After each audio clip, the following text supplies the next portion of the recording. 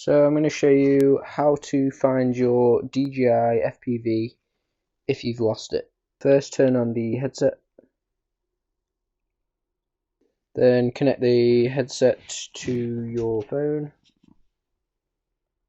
load up the app, then go to Profile, go to Find My Drone, and it will basically show you its last known location.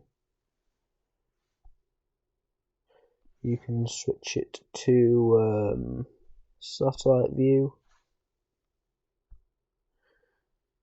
and this is where I last lost my drone, which is basically where I broke it.